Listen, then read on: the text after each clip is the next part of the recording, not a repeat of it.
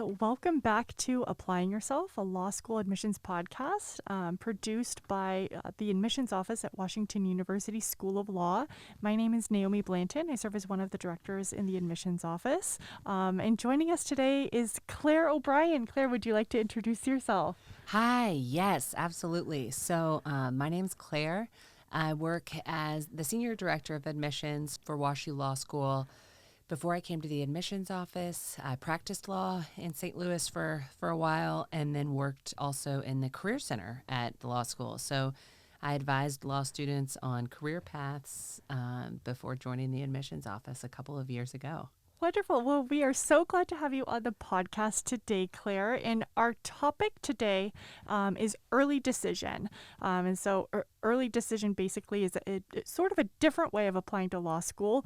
And the early decision program at WashU is even more distinct from other schools. Our program is a little bit different from other schools. Claire, do you want to talk about what our early decision program really is? Like, give us an overview. Absolutely, absolutely. And I'm glad we're doing an episode on this because I feel like early decision in undergrad admissions has become it's always been a thing, but it's like a definite thing, a big thing, and a thing to navigate.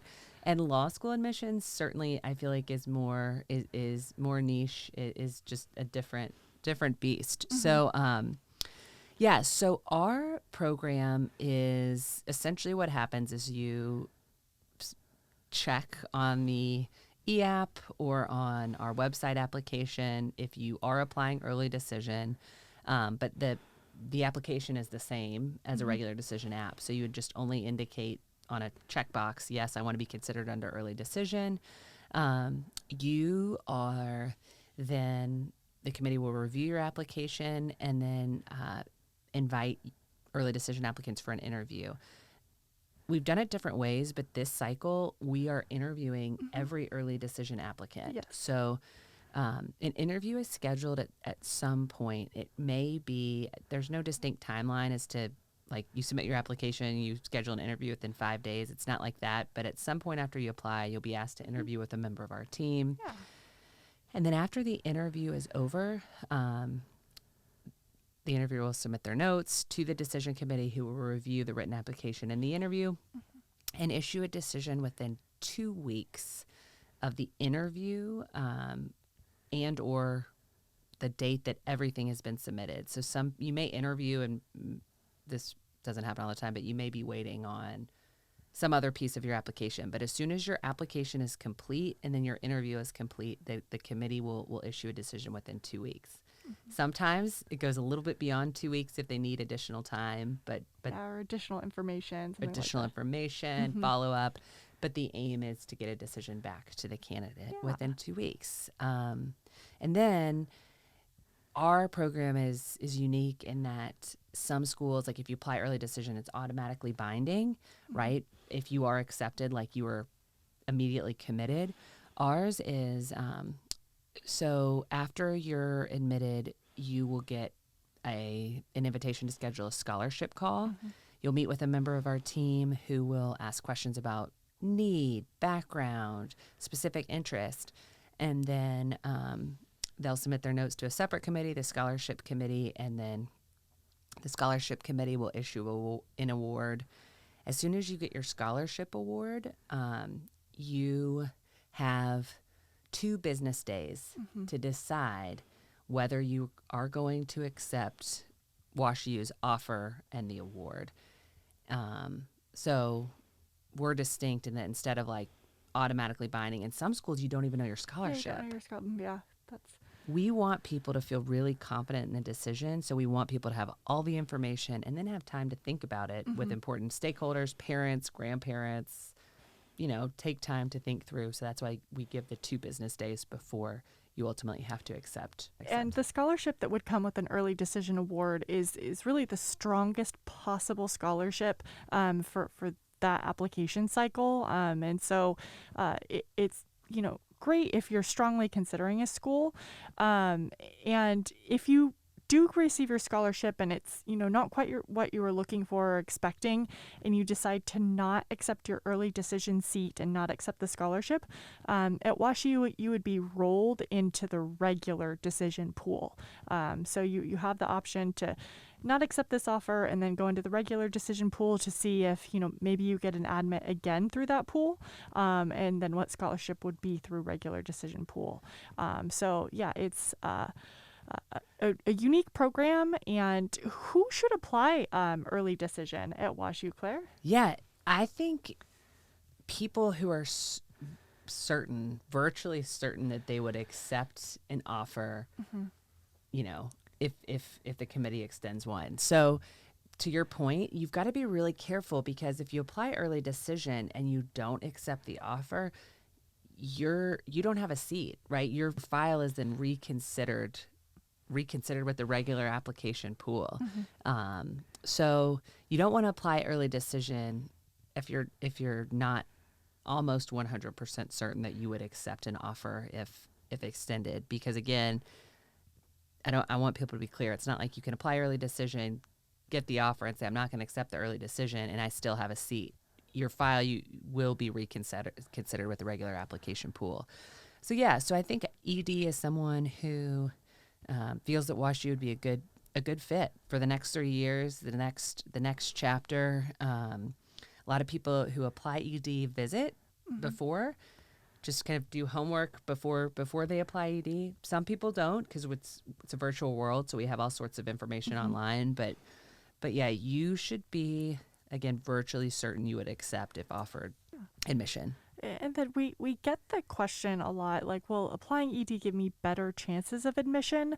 And really, with the nature of our program, it's highly individually based to allow more people for the benefits of early decision. It's not a cut and dry, like, these scores or these metric or merit qualities equal exactly the scholarship. It really is based on the applicant.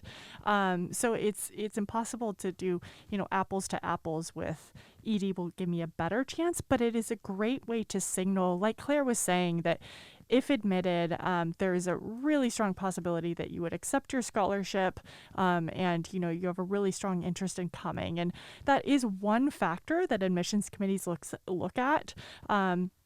Is, the students' interest in the school, and, are they excited about coming? Do they have plans that we're really able to, partner with them with for their law school education? And so early decision is a great way to communicate those things, which are great things in an admissions process, but there's no, apples to apples with, so it would be like, of course, a better chance or anything like that.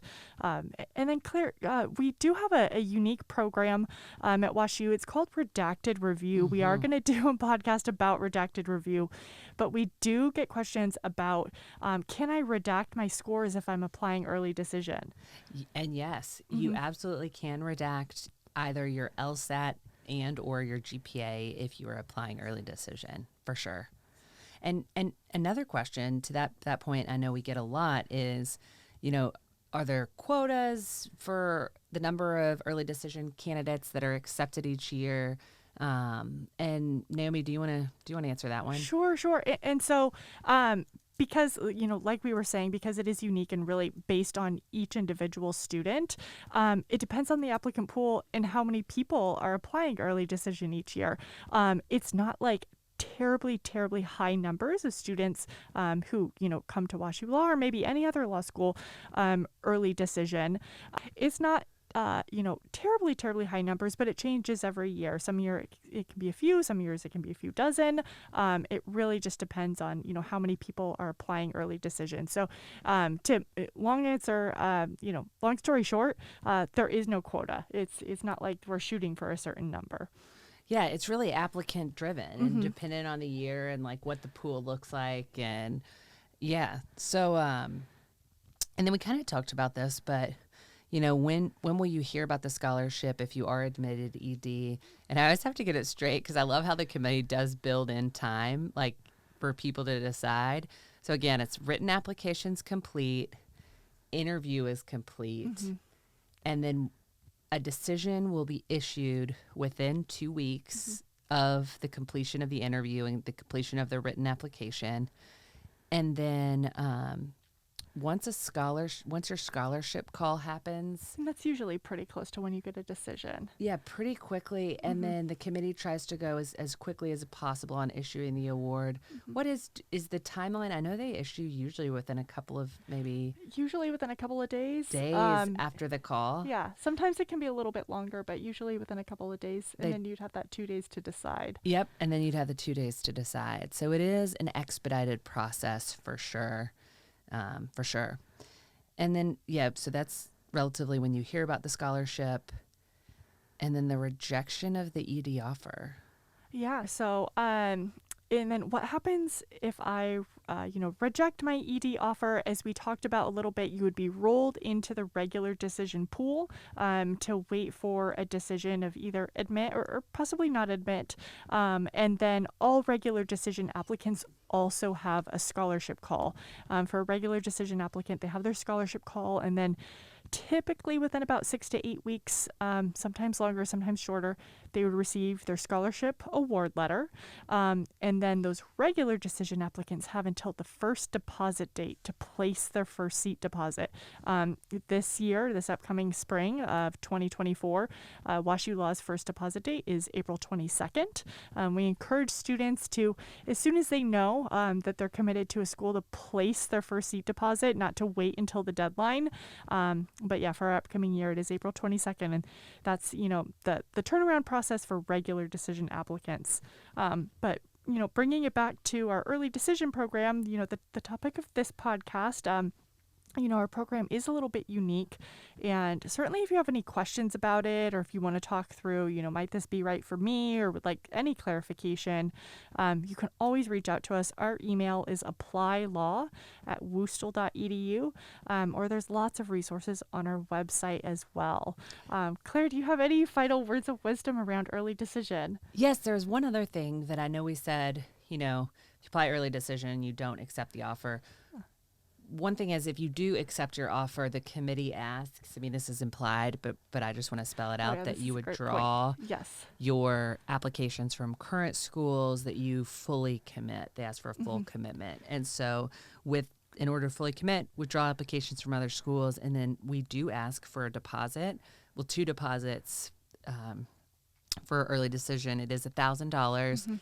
But it is credited back to the student when they begin at the law school to their first tuition bill. So you get it back, but it's just a way to hold the seat. If there is need, the committee will consider, if you're like, I want to fully commit, but the $1,000 I can't put down right now. The committee will work with applicants who need time and or have other circumstances at hand.